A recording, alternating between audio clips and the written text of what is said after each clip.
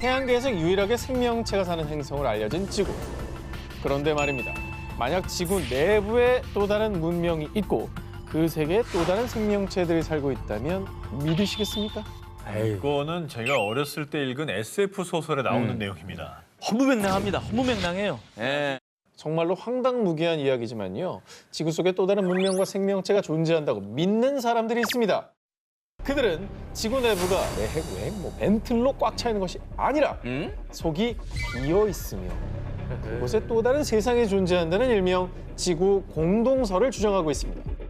자, 과연 이들의 주장은 상상에 불과한 것인지 아니면 새로운 악설일지 지구 공동설의 실체 지금부터 살펴보겠습니다. 지구는 크기에 비해 질량이 지나치게 가볍습니다. 지구는 표면적이 약 5억 1천만 제곱킬로미터에 질량은 약 60해톤인데요.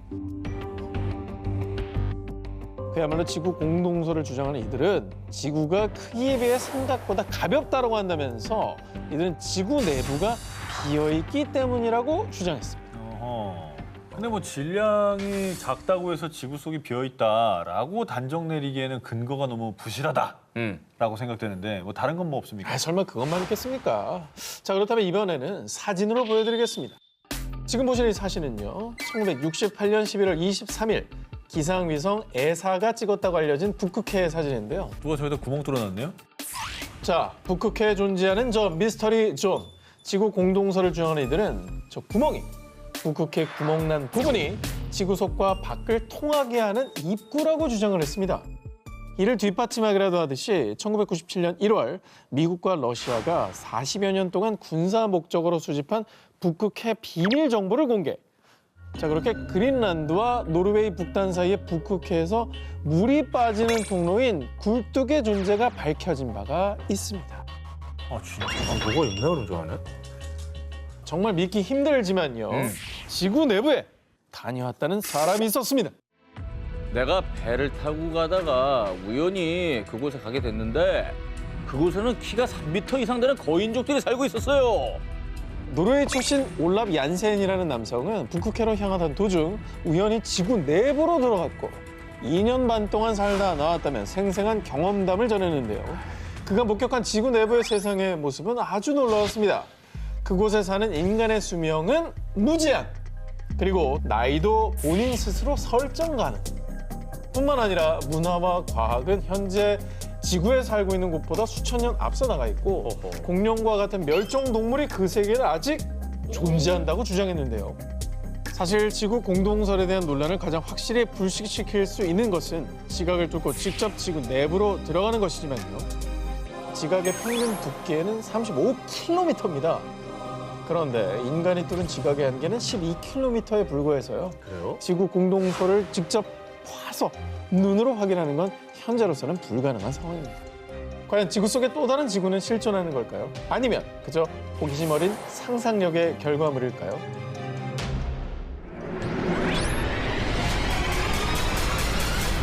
자, 일단 이렇게 해서 북극, 남극 양쪽으로 한번 치고 갑니다. 남극입니까? 남극입니다. 이게 헤드라인만 봐도 저랑 크게 다른 게 없는데요.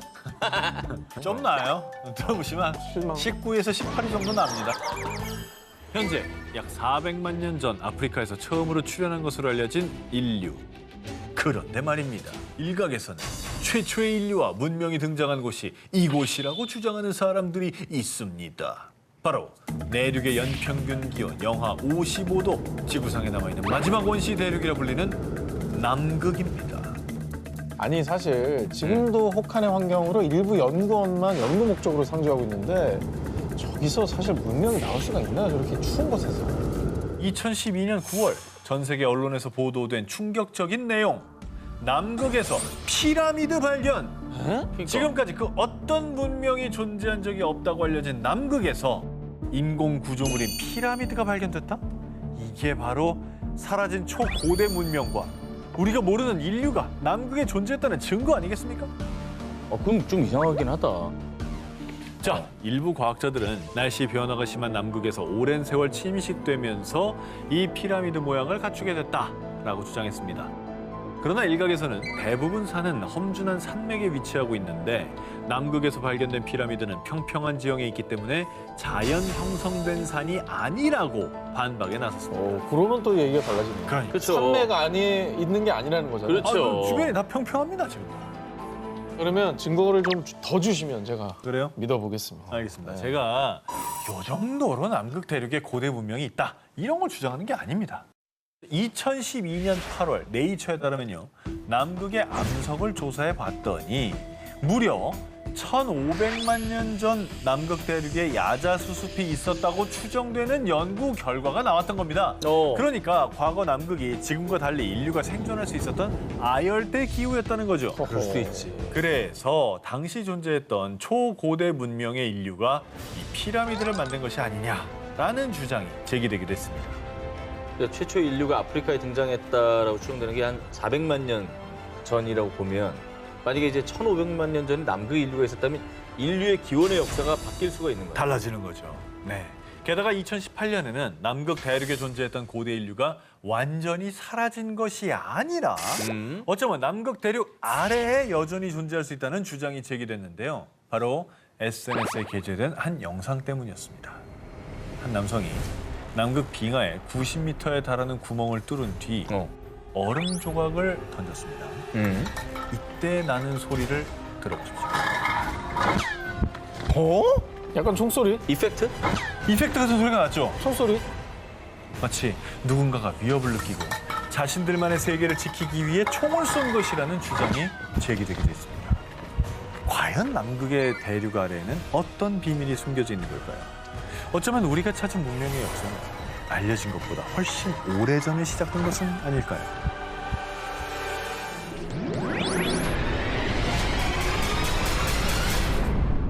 자, 두 기자님은 미지의 파라다이스, 바닷속으로 사라진 전설의 대륙 하면은 제일 먼저 떠오르는 곳이 어디입니까? 아틀란티스. 아틀란티스. 아틀란티스. 당연히. 그리스의 철학자 플라톤의 저서를 보겠습니다. 헤라클레스의 기둥 저편에 아주 큰 아틀란티스라는 섬이 있다. 사방에 금과 은 등으로 부가 넘쳤고 과학이 고도로 발달한 해군 대국이다. 하지만 아틀란티스는 하루아침에 바닷속으로 침몰, 인류 역사 속에서 사라졌다고 합니다. 이게 이제 저서에도 나오니까 사실 뭐 구전으로만 내려오던 땅이 아니라 정말 분명히 기록된 게 있으니까 우리가 다 있었겠구나라고 생각은 많이 되는 건데 만약에 아틀란티스가 실존했다면 우리가 알고 있는 인류 최초의 4대 문명보다 훨씬 전에 그렇죠. 초고대 문명이 있었다는 겁니다. 그러니까 인류 역사가 바뀌는 거죠, 이렇게 되면. 수백 년 동안 사람들의 관심을 끌며 전 세계 수많은 고고학자, 역사가들이 아틀란티스를 찾아 대탐험, 대서양, 모로코의 사하라, 심지어 버뮤다 삼각지대까지 아틀란티스라고 주장하는 곳들이 너무나도 많았습니다. 하지만 아직까지 이 아틀란티스의 실체는 정확히 밝혀지지 않았는데요. 그런 가운데 아틀란티스라고 주장하는 또 하나의 후보가 등장합니다. 바로 바하마 제도의 작은 섬, 비미니. 여기서 아틀란티스 뭐 유적이라도 발견된 겁니까? 아하. 자, 먼저 비미니 섬이 아틀란티스라고 주장하는 첫 번째 근거를 소개해드립니다. 먼저 비미니 섬 인근 바닷속에서 도로가 발견됐습니다. 도로요? 일명 비미니 로드라고 불리는 이곳은 평균 길이가 2m고요. 높이가 약 0.5m, 무게가 1톤가량 되는 네모난 돌이 규칙적인 간격으로 약 630m 거리까지 배열되어 있었습니다. 이 구조물을 발견한 밸런타인 박사는 비미니 로드가 최소 6,000년에서 12,000년 전에 만들어진 인공도로라고 발표. 일각에서는 이 비미니 로드가 아틀란티스로 가는 통로라고 주장하고 있습니다. 저게 말이 됩니까? 저게 자연현상입니까? 저거는 진짜 자연현상이라고 보기에는 좀 그러네요. 전 말이 안 돼요. 너무 균질하긴 하네요. 그렇죠. 아니, 예. 바닷속에 그것도 한 10,000년 전에 인공 도로가 있다. 사람이 만든 도로가 있다. 그렇죠.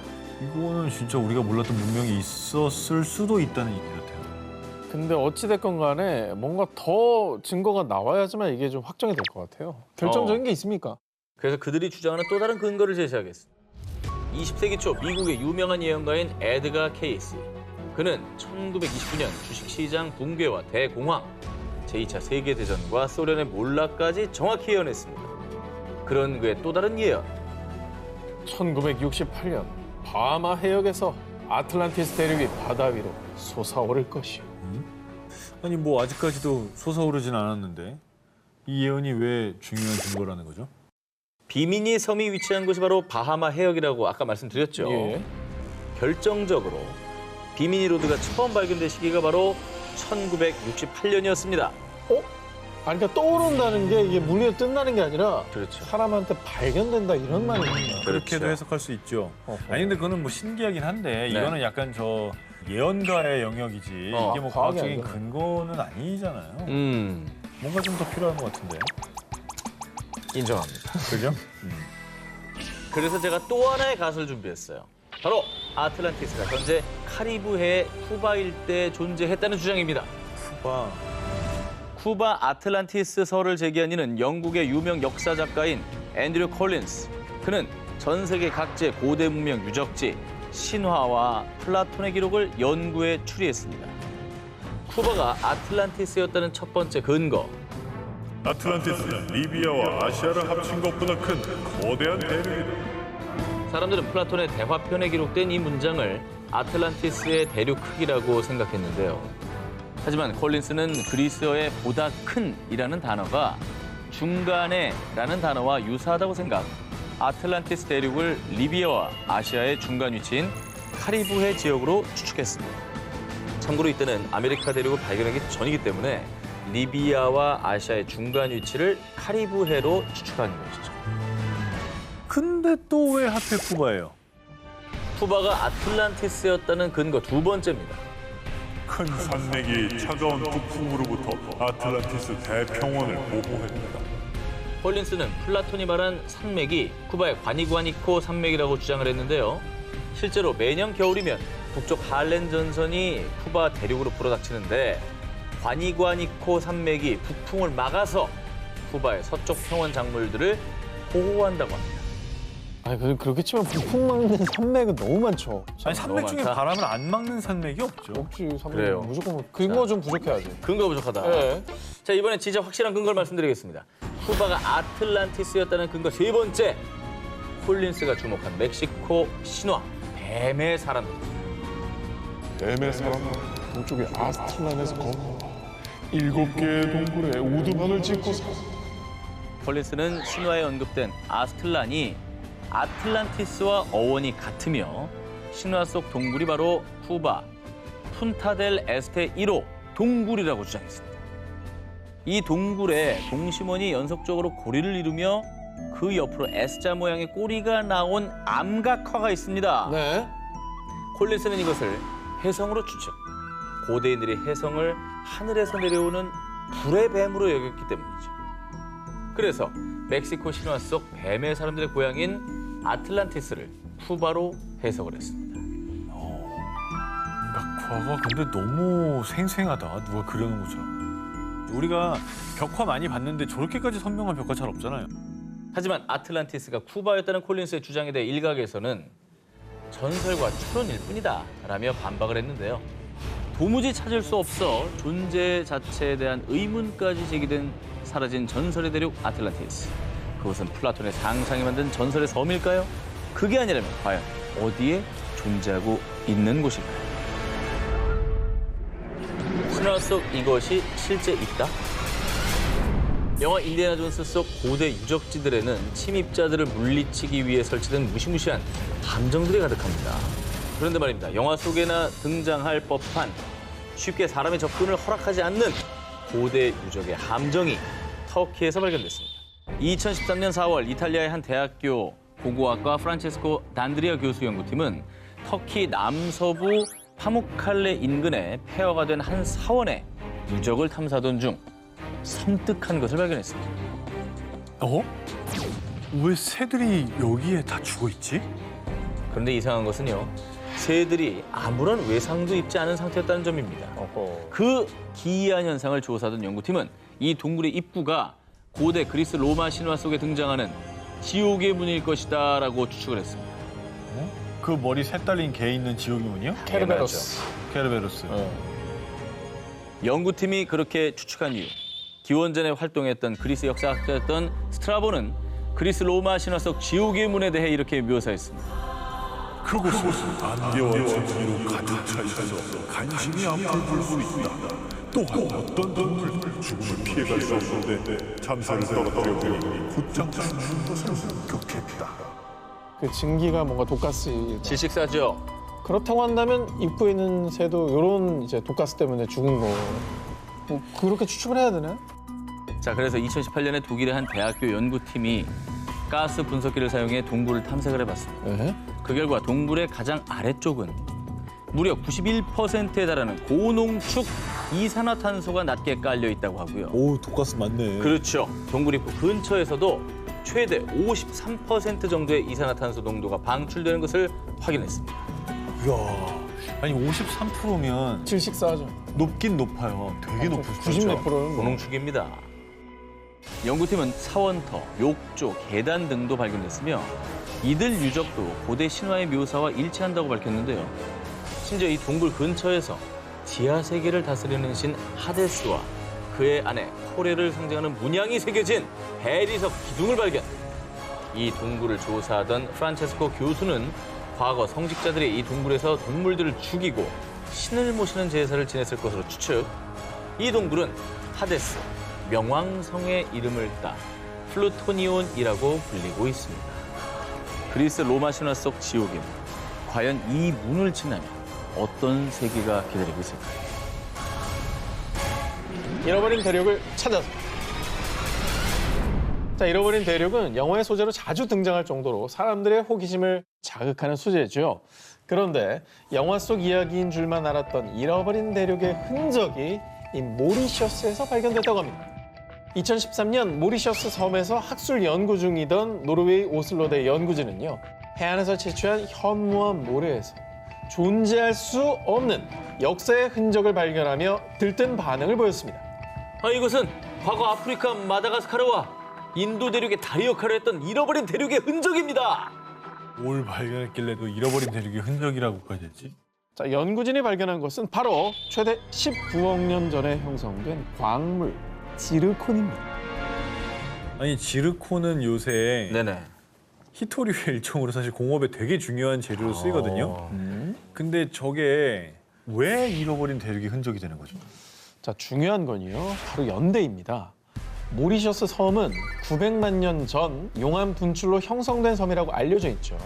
그런데 900만 년 전에 형성된 모리셔스 섬에서 그보다 무려 18억 9,100만 년이나 앞선 광물, 지르콘이 발견됐다는 겁니다. 아, 그건 이상하네. 그래서 당시 연구팀은 이 지르콘이 지금까지 드러나지 않았던 잃어버린 대륙의 파편이라고 추측을 한 겁니다. 잠시 학창 시절의 기억을 소환해 보시죠. 과거 2억 5천만 년 전 이 판게아라는 하나의 대륙에서 시간이 흐르면서 이게 분리되고 이동해 현재 7대륙이 되었다는 대륙 이동설과 판구조론을 배웠던 기억이 나시죠? 기억납니다. 자, 연구자들은 인도와 모리셔스가 분리될 때 기다랗게 늘어난 땅덩어리가 끊기면서 그 조각이 인도양 밑으로 가라앉았고 그 위에서 화산이 분출되며 형성된 섬이 모리셔스라고 주장. 들린. 그래서 모리셔스 아래에 묻혀있는 잃어버린 대륙을 모리티아라고 명명한 겁니다. 그러니까 뭐 이렇게 얘기하면 대륙 이동설이 음. 어느 정도 좀 신빙성이 있는 거죠. 그렇습니다. 잃어버린 대륙의 실마리를 하나씩 찾다 보면 언젠가 우리 지구에 대한 비밀도 풀 수 있지 않을까요?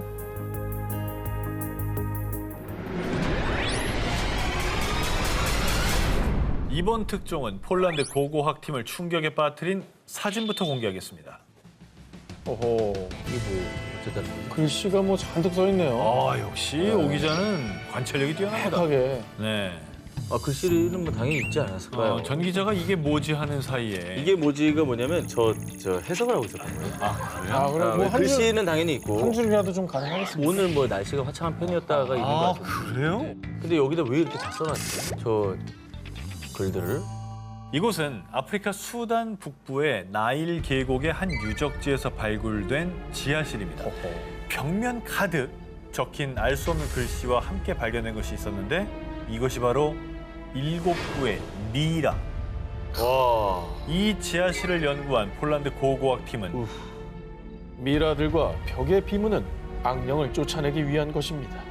저렇게 긴 글들을 왜 써놨겠습니까? 날씨 얘기했다면서요. 아니 날씨가 화창한 데 비해서 여기 기운이 심상치 않다고 써 있었어요. 아니 근데 이제 아니 근데 이 폴란드의 고고학 팀은 발견 당시 미라들이 모두 예복을 입었고 일부는 십자가를 목에 걸고 있는 점에 주목했어요. 이 지하실을 1113년에 사망한 트리니티 수도원의 대주교 게오르기오스와 성직자들의 무덤으로 추측. 마쿠리아 왕국에서 가장 강성했던 왕의 무덤을 지키고 있는 것이라고 주장했습니다. 야 이건 또 다른 얘긴데. 마쿠리아 왕국은 뭐예요? 마쿠리아. 마쿠리아 왕국은 모르죠. 전 처음 들어봐요. 뭐 어디예요 이게? 마쿠리아 왕국은 뭐 지금은 사라진 문명으로요. 예. 5세기 후반에 현재 수단 북부와 이집트 남부에 건립된 기독교 국가인데요. 수도인 고대 동골라를 중심으로 거대한 건물을 새롭게 건립하고 벽화와 공예 예술이 발달. 와. 약 900년 동안 왕국이 번성했던 것으로 전해지고 있습니다. 아니 우리가 너무 모르잖아요. 900년이면 사실 뭐가 많이 있어야 될 것 같은데. 거의 신라 정도 있었던 건데. 그러니까 그러네. 좀 생소한데 사실 저 미라들이 지키는 왕은 그럼 누군지 알려졌습니까? 그런데 말입니다. 마쿠리아 왕국은 1365년에 일어난 내전으로 왕조가 쇠락, 그리고 1560년대에 오스만 제국에 점령당하며 완전히 역사 속으로 사라졌는데요. 네. 그리스어와 콥트어로 작성돼 있는 벽의 비문들을 조사한 결과 하나님과 천사의 이름, 주기도문 등 성경 복음서 일부와 성모 마리아의 마지막 기도문으로 해석. 하지만 미라들이 지키는 무덤의 주인 마쿠리아 왕의 정체는 물론 마쿠리아 왕국 역사의 많은 부분이 현재 미스터리로 남아있는 상황입니다. 저렇게까지 아예 자료가 없다라는 게 사라진 문명이라고 하니까 너무 좀 의문이긴 하네요. 인디아나 존스 뭐뭐뭐 신의 도시. 고대 문명과 전설의 왕국을 찾아 전 세계로 모험을 떠났던 인디아나 존스. 인디아나 존스가 마야 문명에 잃어버린 크리스탈 왕국을 발견했듯이 이번엔 저와 함께 잃어버린 도시 화이트 시티를 찾아 떠나보겠습니다. 오, 화이트 시티? 화이트 시티는 뭐죠? 처음 들어보는데? 건축물들이 모두 하얀색이라 화이트 시티라 불리는 이곳은요. 수백 년 전 중앙 아메리카 일대에서 신비로운 낙원인 그곳에 들어선 사람은 다시는 세상에 못 돌아온다. 그리고 16세기 중남미 아스테카 문명을 정복한 탐험가 에르난 코르테스의 편지에서 그 존재를 처음으로 언급. 그 뒤 많은 고고학자들은 반인반묘, 원숭이 신이 지배하는 화이트 도시가 존재했다고 여겼고요. 이건 진짜 인디아나 존스에 나올 것 같은 그런 내용이네요. 와, 신비롭지 않습니까? 되게 이쁘겠네.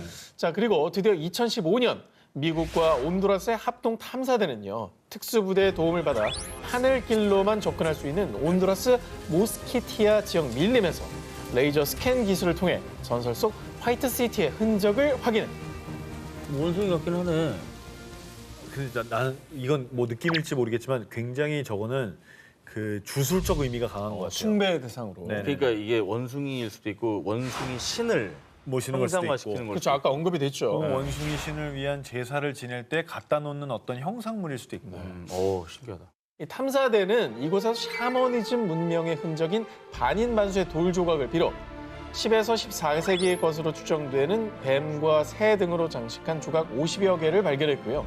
그리고 강력한 리더십, 즉 권력 계층이 있었다는 것을 보여주는 피라미드까지 발견됐습니다. 저 왼쪽 위에 토기 파편같이 보이는 걸 보면 저거는 상당히 정교하지 않나요? 그러니까 문양이 네. 저 정도 장식이 있다는 건 약간 그 계급 사회가 그렇죠. 무엇보다 피라미드 같은 거 세우려면은 계급이 높은 사람이 강제로 시키지 않는 한 그런 큰 걸 만들 수 없습니다. 왜 없이 못 만들죠. 인력을 동원하지 않는. 자, 그런데 더 놀라운 것은 이 유물들이 거의 약 1000년 전의 것임에도 불구하고 원형이 잘 보존된 상태였고요. 뿐만 아니라 탐사대를 이끈 고고학자 크리스토퍼 피셔에 따르면 이 유물들은 단순한 잃어버린 도시가 아니라 프리 컬럼비안 문명을 상징합니다. 아하. 지금까지 많은 사람들의 손을 타지 않아서 그래서 천만다행이라는 생각이 좀 들기도 그 하고요. 보존 상태가 너무 좋죠. 지금 굉장하네요.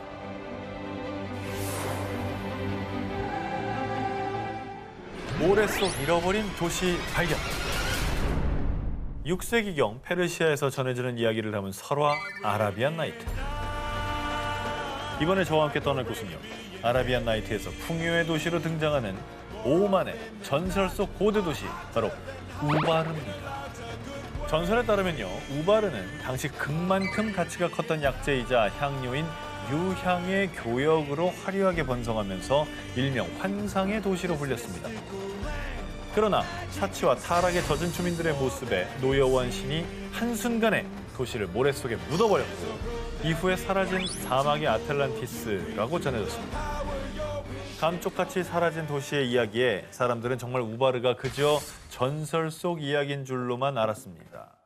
만 1992년 우바르가 실제로 존재했었다는 소식이 전해진 겁니다. 어. 이건 뭐 전설 속의 얘기가 아니라 도시가 실제했다는 거잖아요. 이게 대체 뭐지? 1992년 레드셋 위성의 원격 감지 레이더가 포착한 무언가. 이것이 모래 속에 파묻혀 있던 우바르의 발견이었습니다. 사막 한가운데 저게 나온 거네. 저 길이? 예. 그리고 해당 자료를 분석한 결과 오만 남부 살랄라 지역에서 북쪽으로 약 170km 떨어진 사막에서 우바르로 추정되는 유적이 발견됐는데요. 이후 계속된 조사 끝에 우바르와 예멘 동부를 잇는 일명 인센스 로드 유향길과요. 유향을 나르던 아랍 상인들이 이정표로 사용한 것으로 추정되는 30여 개의 석합이 발견됐다고 전했습니다. 아, 뭐 실크로드 같이 뭐 그런 게 있었네. 향로드네, 향로드. 유향으로 번성했던 게 맞긴 한가 봐요. 어. 예. 근데 이게 갑자기 하루아침 모래에 이렇게 파묻혔다는 게 가능한가요, 이게? 조사 결과 우바르가 들어섰던 곳의 지하에서 거대한 석회암 동굴이 발견됐고요. 1세기 무렵 폭우가 쏟아지자 결국 석회암 동굴이 무너지면서 한순간에 도시가 땅 밑으로 꺼져버렸던 겁니다. 석회가 물에 약하니까 주저앉은 거네요. 저 당시에 만약에 저런 일이 있다라면 저걸 과학적으로 설명하지 못했을 테니까 그냥 신이 덮었다라고. 혹시 옛날에 그런 걸 과학적으로 어떻게 설명했겠어요? 과학적으로 모르니까 신이 분노한 줄 알지. 하루아침에 그렇게 도시가 얘기할 수 있을 주저앉아 것 버리니까 뭐. 전설로만 전해졌던 고대 도시 우바르. 과연 싱크홀에 묻히기 전 우바르는 어떤 모습이었을까요? 트로이 전쟁의 산물 이것 발견. 트로이 전쟁을 그린 호메로스의 서사시 일리아드를 각색, 배우 브래드 피트가 아킬레스 역을 맡아 사상 최대의 대격전을 벌였던 영화 트로이 기억하시죠? 이거 너무 재밌었어. 너무 리얼하게 잘 그렸어. 뭐 영어로도 많이 알려지고 그리스 신화로도 많이 알려졌잖아요. 그렇죠. 음. 네. 예. 그러니까 난공불락의 이 트로이 성을 열기 위해서 오디세우스가 거대한 목마를 만들어서 함락을 시켰다. 그렇죠. 이게 트로이의 목마인데 그렇죠. 이게 실화입니까? 고대 그리스 영웅 서사시에 등장하는 트로이 전쟁은 1870년 독일 고고학자 하인리히 슐리만이 트로이의 흔적을 발견하며 트로이 전쟁 역시 신화가 아닌 역사였다는 주장에 힘을 실었는데요. 그런데 트로이 전쟁이 실제했다는 결정적 증거가 또 하나 발견됐다고 합니다. 전설처럼 전해졌던 트로이 전쟁의 산물, 고대 도시 테네아. 그런데 문헌으로만 전해지던 전설의 도시 테네아의 흔적이 실제로 발견된 겁니다. 트로이라는 곳은 유적들이 발굴되면서 실존 지역으로 확인됐잖아요. 근데 여기에서 또 하나의 증거가 더 나왔다는 거잖아요. 2018년 그리스 문화부에 따르면 672제곱미터 면적의 유적지를 발견. 테네아 형식으로 추정되는 문과 대리석, 거주 공간과 도로를 비롯해서요. 무덤에서는 보석, 장신구, 200개의 도금된 노잣돈 등 와, 도시의 부유함을 상징하는 유물들이 출토됐습니다. 번성했네. 과거에 저 정도라면 뭐 엄청나게 번성한 거죠. 근데 저게 테네아라는 증거가 있습니까? 저 도시가? 좋은 질문입니다. 뭐 테네아가 새겨져 있든가.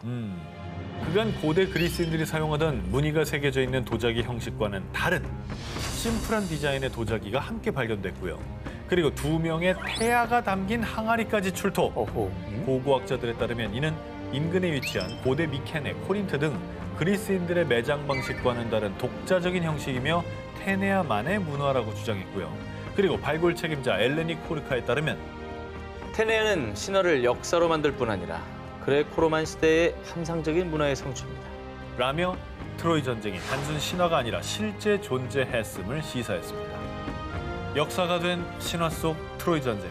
어쩌면 많은 전설 속 이야기는 신화를 가장한 인류의 역사일지도 모릅니다.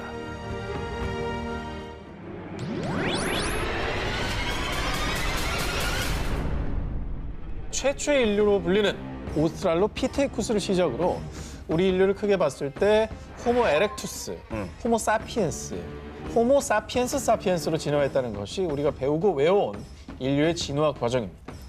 자, 그런데 말입니다. 2019년 4월 이 보편적인 진화 과정을 반증하는 신인류가 발견됐다는 내용이 그것도 영국의 저명한 과학학술지 네이처에 실리면서 학계가 발칵 뒤집혀졌습니다. 인류 진화 과정에 없던 새로운 인류가 발견됐다는 거예요? 그렇죠. 그럼 새로 배워야겠네. 자, 2007년 필리핀 북부 루손 섬에 위치한 칼라오 동굴 내 석회암 지층에서 성인 둘, 어린이 한 명의 것으로 추정되는 치아, 발가락 뼈 등이 발견됐는데요. 이후 프랑스 국립자연사박물관과 필리핀 대학 연구팀이 이 화석의 연대를 측정한 결과 5만에서 6만 7천 년 전의 원인으로 추정됐습니다. 게다가 해당 원인의 치아 역시 호모사피엔스처럼 이전 인류에 비해 그 크기가 작은 것으로 나타났습니다. 지금 치아랑 큰 차이 없지 않아요? 어금니 크기가? 같잖아요, 그죠? 어금니. 진짜 비슷하게 생겼는데? 그런데 말입니다. 루손섬 칼라오 동굴에서 발견된 화석을 연구한 전문가들은 현생 인류와 같은 진보적인 측면과 침팬지 등에게서 보이는 원시적인 면이 섞여 있습니다. 발가락뼈를 자세히 보면 확연하게 발가락뼈가 굽어져 있죠.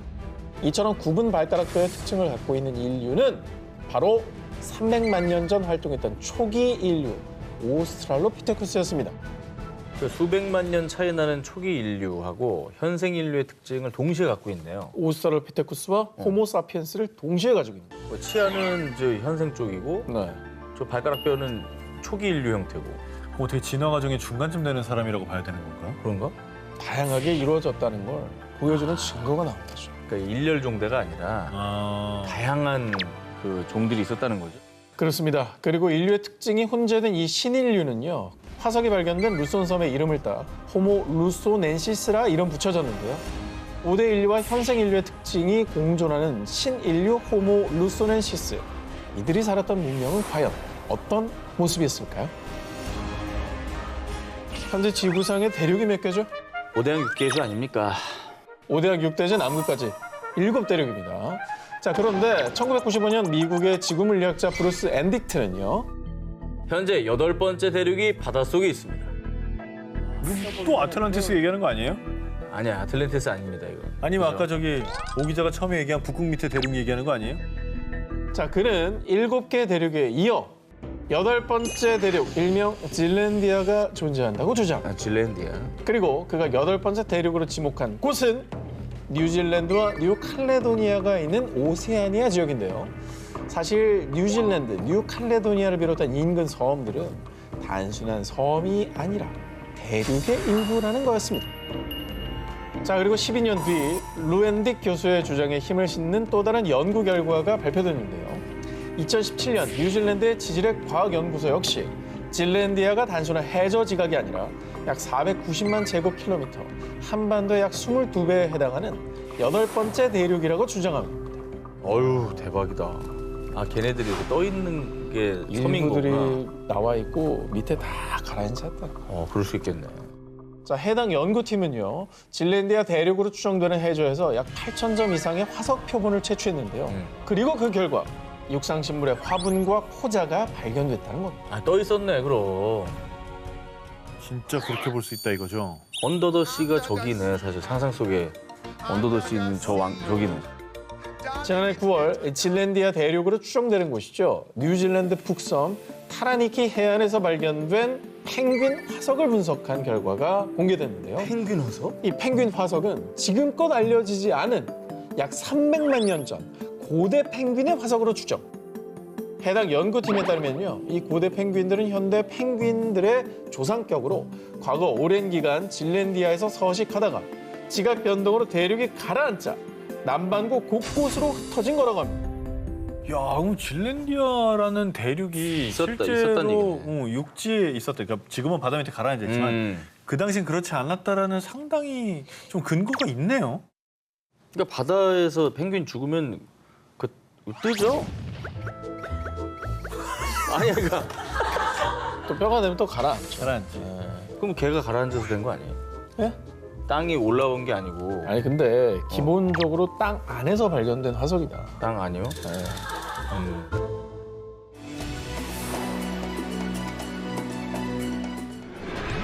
연못 아래 잠든 2000년의 비밀. 중국 저장성의 작은 마을 롱유. 이 마을에는 바닥 없는 연못이 있다라는 전설이 전해지고 있었다고 하는데요. 거대한 수수께끼를 품은 2000년 전 연못의 비밀을 지금부터 소개해드립니다. 1992년 이 마을의 주민들은 바닥 없는 연못의 실체가 몹시 궁금했던지 연못 탐험을 시작했습니다. 17일에 걸쳐 연못의 물을 다 빼낸 마을 주민들은 무언가를 발견하고 경악을 금치 못했습니다. 혹시 그 지하 세계로 내려가는 터널을 발견했나요? 오, 거기다 돌을 던져봤더니 총소리가 났나요? 아니면 거기서 3m짜리 아니 거인이 공룡을 나왔나요? 탄 거인이 나온 거 아니에요? 연못 아래에서 발견된 것은 거대한 수중 동굴이었습니다. 진짜? 높이 20에서 40m, 1000에서 3000 제곱미터 규모로 총 24개가 발견이 되며 진짜 크다. 놀라움을 자아냈습니다. 자, 2000년 전 만들어진 것으로 추측이 됩니다. 그런데 더 놀라운 것은 이 동굴들은 자연적으로 형성된 동굴이 아닌 사람이 오로지 끈을 이용해서 만들어낸 인공 동굴이라는 점입니다. 이야. 그리고 이 룽유 동굴 안에는 정교한 조각뿐 아니라 교량과 계단, 기둥까지 발견됐지만 신기하게도 이 모든 작업에 불을 사용한 흔적이 전혀 없었습니다. 아니 근데 저 정도면 진짜 누가 만들어 놓고 그거를 일부러 물 안에다가 묻었다라고 말하는 게 더 믿길 정도예요. 그러기에는 부피가 너무 커요. 근데 규모가 너무 크잖아. 한 개도 거의 아니고 도시인데? 24개 동굴을 그냥 끌로 이렇게 이걸로 만들었다는 게. 아니, 요즘 기술로 저걸 저렇게 파내려가도 되게 어려운 일일 것 같은데요? 이곳을 조사한 고고학자들은 동굴에 햇빛이 드는 시간 동안에만 작업했을 거라고 추측. 하지만 왜 굳이 전기도 장비도 없던 당시의 기술력으로 힘들게 수중의 대규모의 동굴을 만든 것인지, 그리고 어떻게 이렇게 오랜 세월 잘 보존될 수 있었는지 무수한 의문만 생기게 됩니다. 롱유 동굴은 왕가의 무덤이었을 겁니다. 아닙니다. 채석장이나 저장고였을 겁니다. 자, 하지만 왕실의 무덤이라면 있을 법한 유물들이나 매장 흔적이 발견되지 않았으며, 그리고 돌이나 얼음을 채석했다면 어떻게 수중까지 돌과 얼음을 운반할 수가 있었겠냐는 것이죠. 그 어떤 역사서에도 기록이 남아있지 않아서 미스터리로 남아있습니다. 아, 이거 정말 신기하다. 정말 저게 만약에 물속에 있고 저 안에서 저걸 조각해냈다면 거기서 나온 돌을 어떻게 가지고 올라오냐고. 아니, 그리고 어떻게 저 물 안에서 저걸 그것도 너무 어려워. 잠수 뭐 스쿠버 장비가 있는 것도 아니고. 1분이나 잠수하면 다행인데. 만약에 안 되고. 국가적인 어떤 권력이 주도해서 저걸 만들었다면 기록이 거의 있어요. 진시황릉 수준의 공사인데 그러면 기록이 기록이 있겠죠. 유네스코 세계문화유산이자 세계 7대 불가사의로 불리는 캄보디아 앙코르와트. 12세기에 건립된 이후 크메르 제국, 앙코르 문명의 번영을 상징했지만 그 옛날 도대체 어떤 기술력으로 이 앙코르와트를 세웠는지, 크메르인들은 어디에서 살았으며 또 어떻게 살았는지, 그들이 살았던 도시의 흔적은 지금까지도 밝혀야 할 숙제입니다. 진짜 신비한 곳이야, 저는. 그 규모와 수준 정말 대단하잖아요. 자, 그런데 2012년 호주 고고학 연구팀은 여의도 면적의 655배에 해당하는 총 1900제곱킬로미터의 면적을 레이저 스캐닝을 통해 조사한 결과 약 1000년 전 중세 도시를 발견했고요. 이 도시들은 679제곱킬로미터에 해당하는 캄보디아의 수도 프놈펜의 규모에 필적할 것으로 추정. 어허. 그리고 학계에서는 동남아시아 역사를 뒤집을 새로운 발견이라며 들뜬 반응을 보였습니다. 그 이유. 이 전설로 존재했던 크메르 제국의 잃어버린 도시를 찾았습니다. 고고학자들에 따르면 이 도시가 바로 역사에 기록되어 있지 않지만 고대 비문으로 전해지던 전설의 도시. 서기 8세기에서 9세기 사이에 세워졌다고 알려진 곳. 앙코르 이전보다 앞서 세워진 크메르 제국의 최초의 수도. 마헨드라 파르바타라는 것입니다. 그러니까 크메르 제국의 앙코르보다 앞선 대도시가 있었다는 거네요. 그렇죠. 이 연구팀은 이곳에서 왕궁과 피라미드 형태의 사원, 연못 등을 발견했는데요. 뿐만 아니라 크메르 제국의 힘의 원천이자 상징인 물을 이용하는 수력 시스템이 대규모로 발견. 우와. 크루들이 앙코르와트로 연결돼 있다는 사실을 확인했습니다. 이를 두고 연구팀은 수로들이 비록 원활하게 작동되진 않았지만 앙코르 문명이 만든 인공 호수의 근간이 됐다고 주장했습니다. 뿐만 아니라 무려 1000년도 전에 세워진 도시지만 구조물들이 규칙적인 너비의 격자무늬 배열로 정교하게 세워진 도시임이 밝혀졌는데요. 즉 이는 과거 크메르인들이 계획적으로 세운 도시라는 증거인 셈이죠. 그리고 이 같은 발견은 미지의 문명이었던 크메르 제국이 그간 학자들의 예상보다 더 오래전부터 발달한 기술을 갖고 있었다는 점, 제국의 번영과 그 규모가 방대했다는 것을 뒷받침해주고 있는 것입니다. 세계 어디에서든 물을 다스리는 건 권력의 상징이라 크메르 제국이 그 정도의 권력을 유지하거나 네. 혹은 증명할 수 있는 정도의 힘이 있었다는 얘기네요. 그 여러 가지 것들이 인프라가 없었을 텐데 수로와 앙코르 같은 사원들을 다 만든 거죠. 대단하죠. 그 연구를 통해 조금 이런 의문들이 밝혀졌으면 좋겠네요.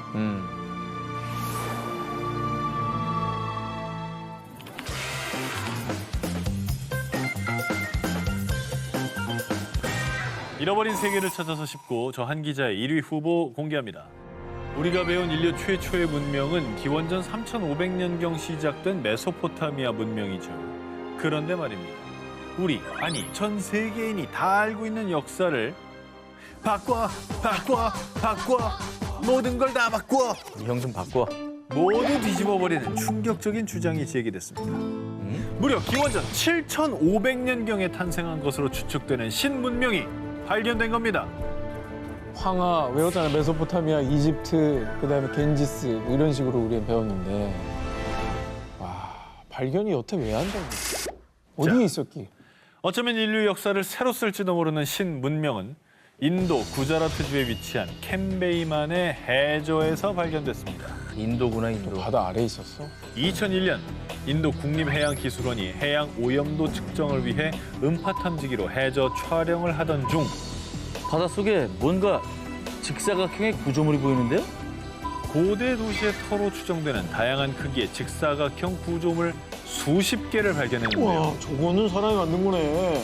당시 인도 해양 고고학의 최고 권위자인 라오 박사와 전문 다이버들이 투입돼 조사한 결과 댐으로 추정되는 건축물과 땡? 전쟁에 사용된 것으로 보이는 전망대, 에이. 곡물 창고, 공중 목욕탕이 있었고요. 와. 심지어 주거지로 추정되는 곳에는 지금의 하수도 시설과 매우 흡사한 통로와 도로의 흔적도 발견됐습니다. 세계 곳곳의 바다에서 해저 도시가 발견됐습니다. 그죠? 그중에 이 인도의 해저 도시가 인류 최초의 문명이라는 증거 있습니까?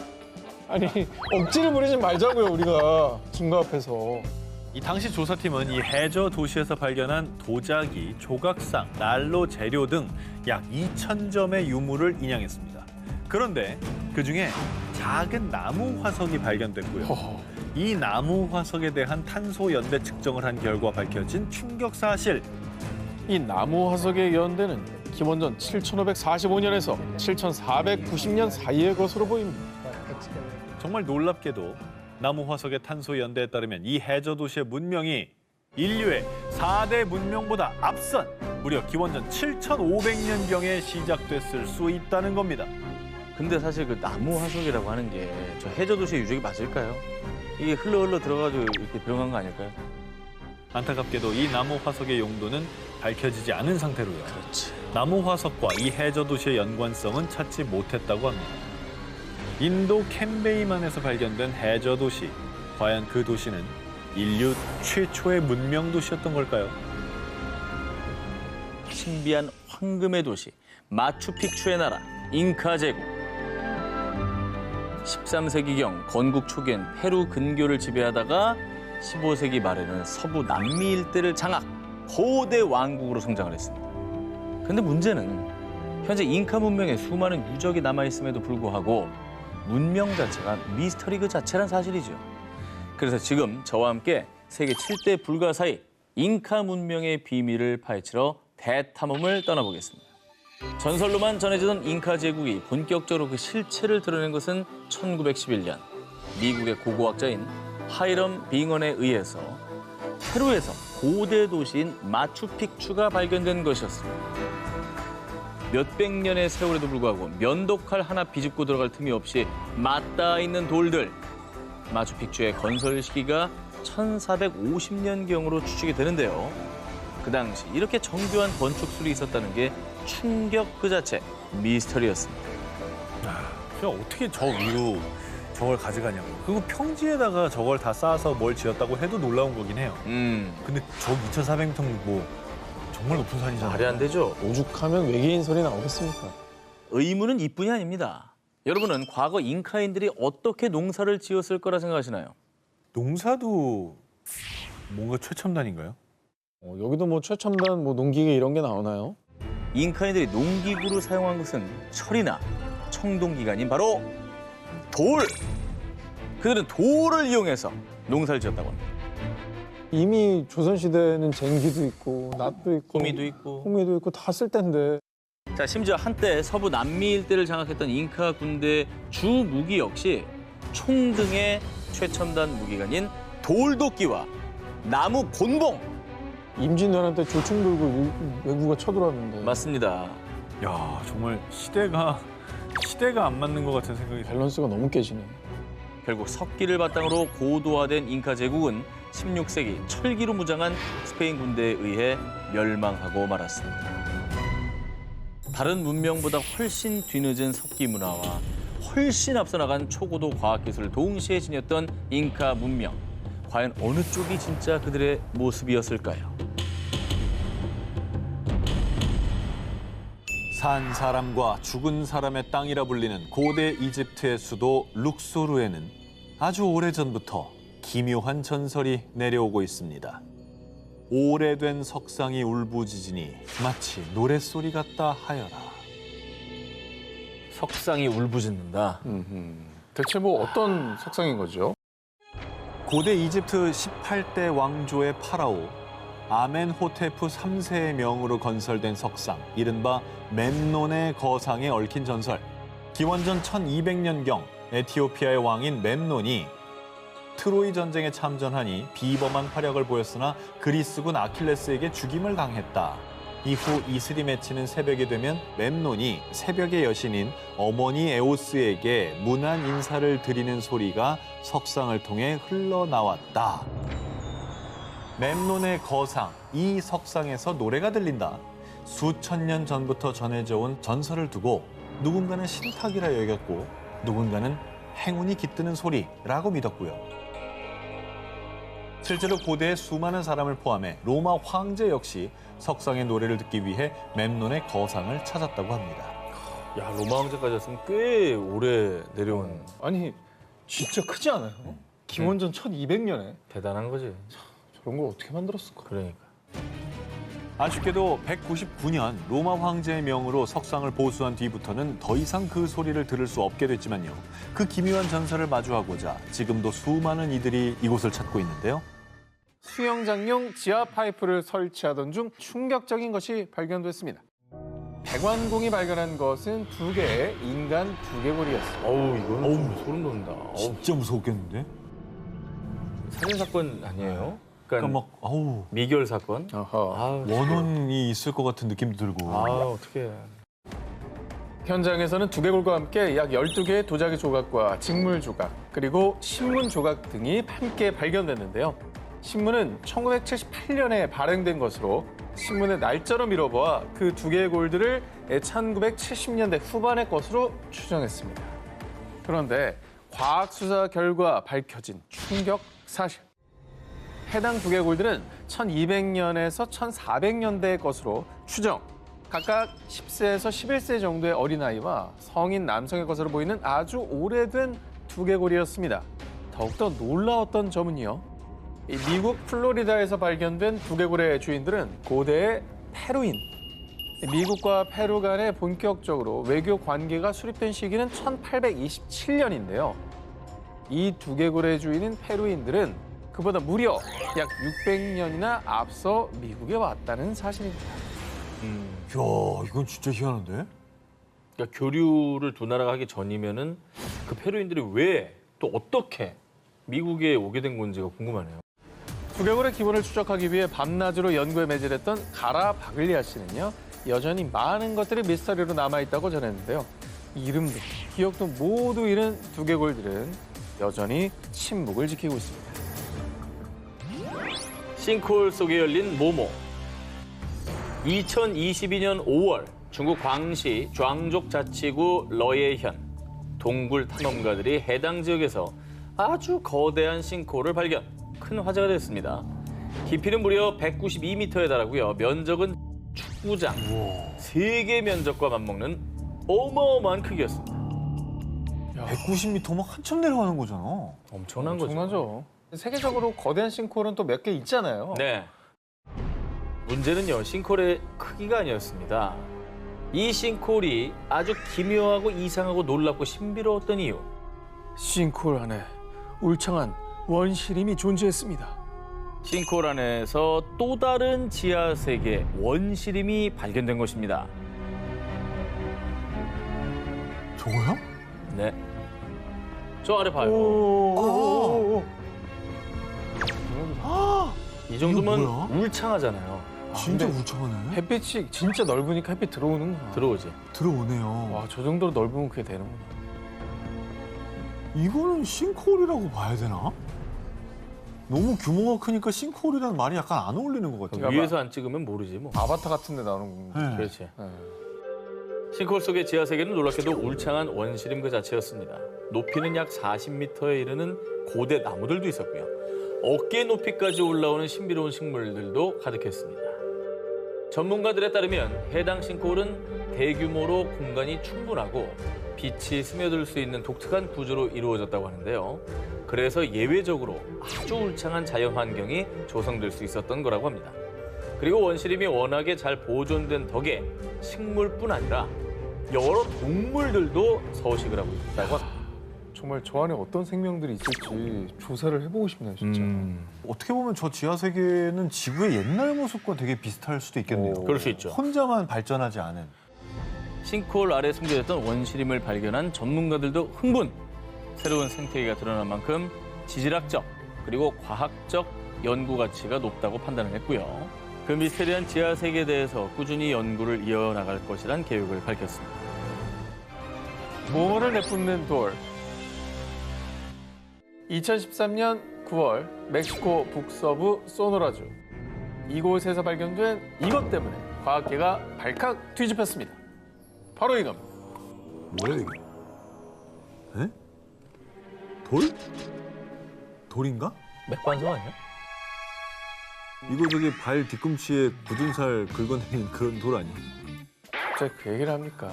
그거 말고 떠오르는 게 없는데. 크로스! 정말 놀랍게도 이 돌은 스스로 연기를 뿜어내고 자체 발광, 돌에서 빛까지 새어나왔습니다. 이런 돌 보신 적 있으십니까? 맥반석 오징어 밑에 있어. 맥반석에서는. 아, 그럼 불을 지지니까. 아, 그래요? 아니 이거 자연 발화인 줄 알았지. 야광돌 있잖아요. 야광돌. 아, 그거는 설마 오늘 주제 야광돌 형광 물질을 칠한 거죠. 그런데 말입니다. 더욱더 기묘한 건 빛만 나는 게 아니라 연기도 피어오릅니다. 이 표백제 원료인 염소처럼 고약한 악취를 풍겼고요. 이 연기가 닿은 종이 판자는 색깔이 변했습니다. 유독물질 아니야? 어디에서도 본 적 없는 이 괴상한 돌을 발견해 현지 주민들은 극도의 두려움을 느꼈고요. 결국 한 연구소에서 이 돌을 수거해 조사했습니다. 그리고 그 결과 이 돌이 어디서 왔는지 출처도 불분명하고 돌의 성분도 파악할 수 없었습니다. 그야말로 돌의 정체는 미스터리. 전혀 밝혀내지 못했습니다. 아니 염소 성분이 들어간 광물은 많은데 네. 그게 발광을 하거나 그렇진 않는데. 일각에선 이 돌을 운석으로 추측하기도 했습니다. 그 예로 지난 2000년 중국 신장 위구르 자치구 푸캉시 인근 고비 사막에 떨어진 운석이 이 돌처럼 스스로 저렇게 빛을 냈기 때문인데요. 와, 대박이다. 너무 이쁘다. 저런 게 있긴 있군요. 네, 자체로 빛을 내는 운석들은 있었던 겁니다. 이쁜데? 하지만 멕시코에서 발견된 돌은 빛뿐만 아니라 정체불명의 연기, 악취까지 풍겼다는 점. 그것이 바로 미스터리였습니다. 이에 일각에서는 돌이 아니라 또 다른 생명체는 아닐까? 이 돌은 UFO의 흔적이 분명하다라고 주장했습니다. 외계에서 온 건 맞는 것 같아. 모양도 이상하고. 자, 이 돌이 UFO의 흔적, 외계에서 온 돌이라는 주장에 힘이 실린 이유. 이 돌이 발견된 멕시코 소노라주에서 불과 1년 전인 2012년 마치 외계인처럼 보이는 두개골이 대거 발견된 겁니다. 바로 야, 저 모습이죠. 이건 너무 이상하다. 영화 에일리언이잖아. 저도 그 생각했어요. 어. 같은 지역에서 발견된 기묘한 두개골과 정체불명의 돌. 혹시 와, 정말 외계인의 흔적인 걸까요? 저 녀석의 흔적이라고? 야, 두개골 진짜 이상하다. 너무 궁금한데? 이거 어떻게 뭐 연구가 안 되나? 빛과 연기를 뿜는 괴상한 돌. 어쩌면 이 돌에 우리가 모르는 미스터리한 1급 비밀이 숨겨져 있는 건 아닐까요? 절벽에 숨은 모모. 이번 특종은요, 사진부터 공개해드리겠습니다. 저 뭐야, 가운데? 저거는 인공 구조물인데 완전히 누가 봐도. 자연이 만들어놓은 절벽에 너무나도 이질적인 누군가의 손길이 닿은 듯한 인공적인 구조물. 동유럽과 서아시아의 경계에 있는 국가 아제르바이잔에 위치한 이 신비한 유적은 현저로 페리갈라, 일명 요정의 성으로 불리고 있는데요. 4세기에서 8세기 사이에 지어진 것으로 추정되는 이 페리갈라는 무려 300m 높이의 절벽의 위치, 그 존재 자체가 미스터리입니다. 야, 300m 위까지 저 돌을 다 짊어지고 올라가서 졌다가 건물을 졌단 말이에요? 아니죠. 땅에 지은 게 네. 올라간 거죠. 지층의 영향으로? 지층의 영향으로 막 부딪히고 융기하고 뭐 이러면서 저 정도 지각 운동이면은 몇억 년 전에 발생을 했을 텐데 이게 그렇죠. 인류 문화사를 새로 쓰는 그런 발견 아닙니까? 그래서 놀라운 기사라. 아니 그렇잖아. 저걸 누가 저기까지 올라가서 짓냐고. 그 땅이 없는데 말이 안 되지. 페리갈라는 워낙 외진 곳에 있는 데다가 원래 있었을 것으로 추정되는 계단마저 파손. 사람의 발길이 거의 닿지 않은 곳입니다. 그래서 이 페리갈라를 누가 만들었으며 대체 어떠한 곳인지 그 정체는 한동안 미궁에 빠져 있었는데요. 인간의 발길을 쉽사리 허용하지 않은 페리갈라. 그런데 1970년대 아제르바이잔의 레슬링 챔피언인 맘마드 다루도브가 이 페리갈라에 입성. 드디어 베일에 쌓여있던 페리갈라의 실체 한 발 더 다가갈 수 있었는데요. 그의 주장에 따르면 페리갈라엔 총 5개의 방이 있었는데 2방은 안쪽에 있어서 볼 수 없었지만 3개의 방은 창문이 있었습니다. 실제로 페리갈라 주변의 석회암이 마모된 것으로 보아 이곳에 누군가 오랫동안 살았다는 것으로 추측할 수 있었습니다. 아니 저길 또 왜 살아? 난 참 정말 저기 올라가는 것도 힘들었겠지만 저길 또 들어가서 하는 건 더 힘들었을 거 아니에요. 뷰가 좋잖아요. 약간 유배지 아니에요? 유배지? 유배질 누가 저리 화력이죠. 페리갈라에 대한 궁금증은 여전했지만 지형이 워낙 험한 탓에 이 종교적 건물일 것이다 혹은 감옥이다 하는 추측만 난무할 뿐 대대적인 조사도 이루어지지 않았는데요. 그렇게 미궁에 빠져있는 페리갈라. 그런데 말입니다. 현지에서는 이 페리갈라에 대한 한 가지 전설이 있다고 합니다. 과거 몽골의 징기스칸이 이 지역을 점령, 페리라는 이름의 소녀를 아내로 삼으려 했다는데요. 이에 페리는 칭기스칸의 손이 닿지 않는 높은 절벽 위에 성을 쌓고 칩거. 와. 하지만 몽골군이 절벽 아래에서 진을 치고 기다리자 페리는 스스로 성에서 뛰어내려 삶을 마감했다고 합니다. 얼마나 싫었으면 저기까지 올라가 있나. 그래서 페리의 이름을 따서 페리갈라다. 인간의 발길을 거부하는 요정의 성 페리갈라. 이 성이 지키고 있는 비밀은 대체 무엇일까요? 태평양 한가운데 자리한 미크로네시아 연방의 섬 폼페이에 대해 들어본 적 있으십니까? 아니 폼페이 미크로네시아도 모르겠고 폼페이도 모르겠는데. 거기 이제 약간 조그만 섬 아니에요? 조그만 섬들 모여있는. 네, 그 중에 하나. 우리에게 많이 알려진 곳은 아니지만요. 이 폼페이의 남동부 타멘섬 연안에 오세아니아 최대 규모의 고대 해상 유적지가 있습니다. 일명 난마돌이라 불리는 이 섬은 자연적으로 형성된 게 아닙니다.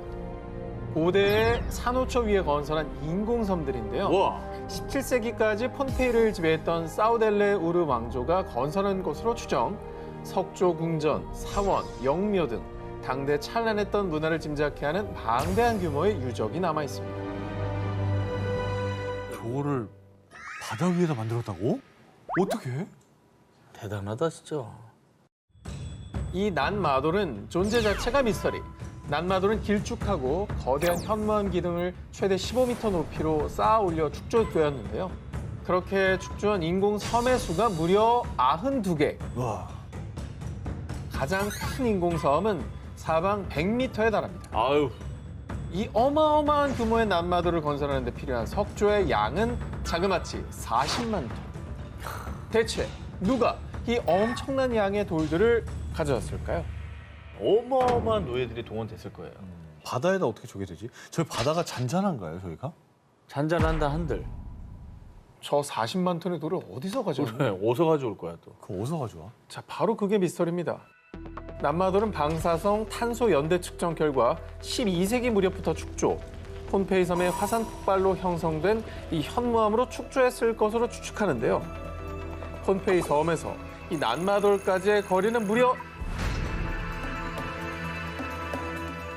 그렇다면 대체 누가 어떻게 그 무겁고 방대한 양의 돌들을 운반했는지 그 미스터리는 여전히 풀리지 않고 있습니다. 저 어떻게 했죠? 무게도 무게인데 일단 이동 수단이 뭐냐는 거예요. 폼페이 원주민들 사이에서는 오래전부터 이 난마돌에 얽힌 기묘한 전설이 내려오는데요. 쌍둥이 마법사인 올리시흐파와 올로소파가 신비한 주문을 외우니 거대한 바위가 공중으로 부양하여 도시를 건설하였다. 전 여기 한 표입니다. 이게 말이 된다고 생각할 정도예요. 아니면 저거 말고는 설명이 안 되니까. 그러니까 마법으로 돌을 이렇게 뚝 끼워서 이렇게 이제 옮겨놨다. 그러면 말이 되죠. 어허. 네. 신비한 마법으로 형성됐다는 난마돌의 전설. 지금도 폼페이 원주민들은 이 난마돌에 신비한 영역이 깃들어 있다며 전설을 굳게 믿고 난마돌을 신성시한다는데요. 미스터리로 가득 찬 고대 해양 유적 난마돌.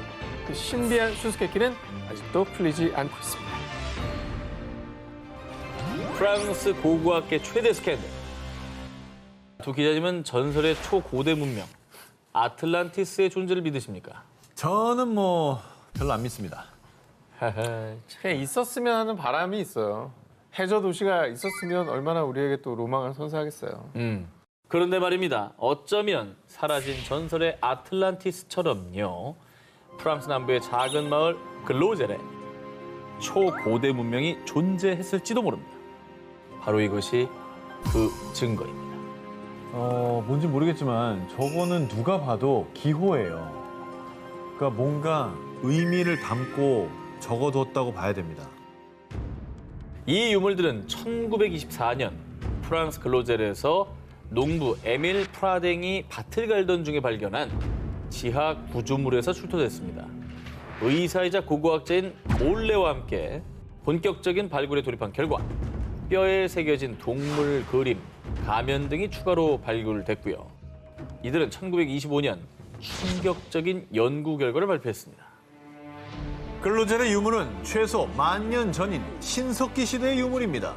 이곳 글로젤에 초고대 문명이 존재했습니다.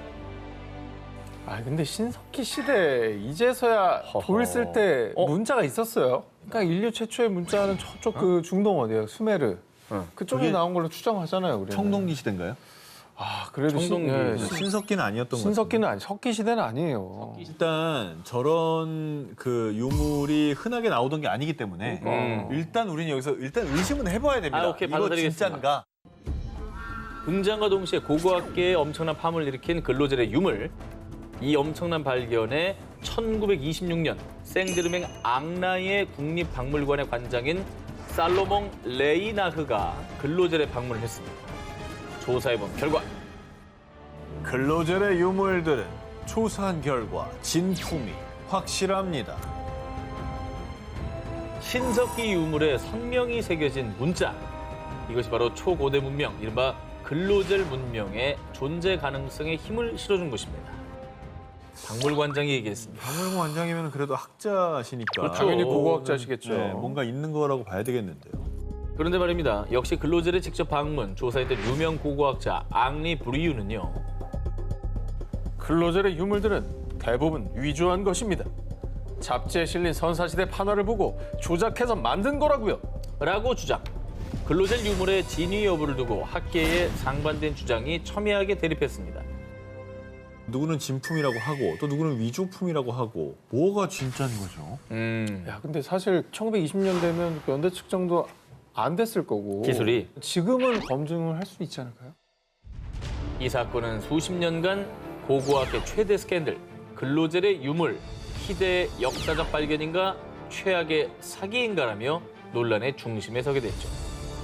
그런데 1993년 근로젤에서 신석기 시대로 추정되는 거석들을 발견, 근로젤 유물의 진위성에 힘을 실어줬습니다. 석판에 새겨진 해독 불가의 문자. 혹시 우리가 몰랐던 또 다른 초고대 문명을 상징하는 것은 아닐까요? 근로젤 문명의 진위 여부는 여전히 미스터리로 남아있습니다. 수세기 동안 건재한 목탑의 비밀. 중국에서 현존하는 목탑 중 가장 높고 오래된 것으로 유명한 불공사 석가탑. 일명 응현목탑은 높다. 높이가 67.31m입니다. 이런 높이임에도 무려 966년 동안이나 단 한 번도 무너진 적이 없이 보존되고 있어 신비한 수수께끼로 통하는데요. 13세기 원나라 시절에 규모 6.5의 지진 발생했고요. 집 5,800채가 파괴되고 1,400여 명이 사망. 1926년엔 군벌 전쟁으로 200개가 넘는 포탄이 탑에 쏟아졌지만 쓰러지기는커녕 굳건함을 보였고요. 심지어 1950년대엔 두 번의 낙뢰에도 목조 건물인 응현목탑만은 멀쩡했습니다. 무려 1000년에 가까운 시간을 건재해온 응현목탑의 내진, 낙뢰, 방제, 방화 능력은 중국 내에서도 미스터리. 중국인들은 탑에 신비한 힘이 있다고 믿었습니다. 다른 걸 다 떠나서 진도 9.0은 놀라운데요. 아니 나무라며. 틀어지지도 않나? 그러니까. 한간에 전해지는 전설에 따르면 석가모니께서 탑을 보호하고 계신다. 하늘에서 탑을 만든 노고를 치하하고자 탑을 영원히 보존하기 위해 용왕과 불의 신을 보내셨다. 1966년과 1974년에 걸쳐 탑 내에서 두 개의 치아를 발견. 조사 결과 이 치아가 바로 불치사리, 석가모니의 치아로 밝혀졌는데요. 그래서 전설 속 불치사리의 성스러운 힘이 탑을 보호한다고 전해진 겁니다. 와. 그리고 응현목탑을 지켜준다는 전설 속 보물이 또 있습니다. 응현 지역 전설에 따르면 탑을 보호하기 위한 3가지 보주, 구슬이 존재. 불구슬은 천둥과 폭격을 막고, 물구슬은 홍수에서 탑을 보호하고, 먼지구슬은 먼지로부터 탑이 오염되는 것을 방지한다고 전해져 오고 있습니다. 1000년을 버틴 미스터리한 목탑. 정말 사람들의 믿음처럼 전설 속 보물들의 성스러운 힘이 재난으로부터 탑을 보호하고 있는 걸까요? 살생석에 얽힌 구미호의 저주.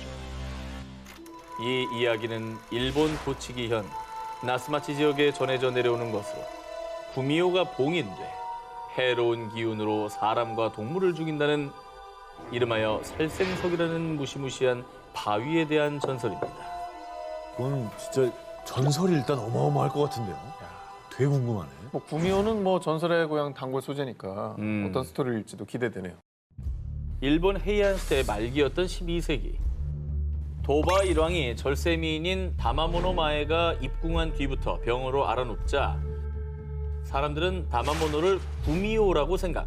그녀를 화살로 쏘아 죽였습니다. 에이. 그런데 다마모노가 죽던 그 순간 주변 화산에서 가스가 분출. 그때 만들어진 화산석 하나가 유독 가스를 내뿜어 사람과 동물 등 생물을 해치자 사람들은 해당 바위를 살생석이라 부르며 구미호 다마모노의 혼이 봉인돼 있다고 믿었습니다. 900년 넘게 유독가스를 내뿜고 있는 거면은 확실히 저 돌은 범상치 않아요. 그렇죠. 자, 그런데 말입니다. 2022년 3월 SNS를 통해 공개된 사진 한 장. 뭐야? 누가 자, 깼어? 사진에는 전설의 살생석이 두 동방 나 있었고요. 심지어 주술적 의미로 둘러뒀던 밧줄까지 끊어진 상황이었습니다. 뭐야, 저런 돌이 저렇게 저렇게 반쪽이 날 수가 있어요? 아, 전 저런 걸 뭐 믿든 안 믿든 저 불길한 행동은 좀 안 했으면 좋겠어요. 저거는 누가 깬 거예요? 일부러 깬 거 같아 나. 진짜? 지역 언론은 균열이 있던 암석에 빗물이 스며들어 바위가 자연스럽게 약화된 거라고 주장. 그런데 정말 구미호의 저주라도 시작된 걸까요?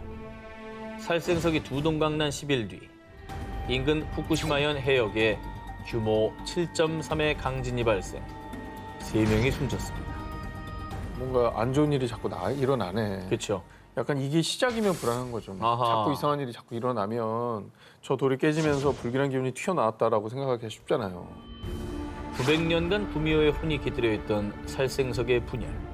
정말 구미호의 저주가 시작된 걸까요?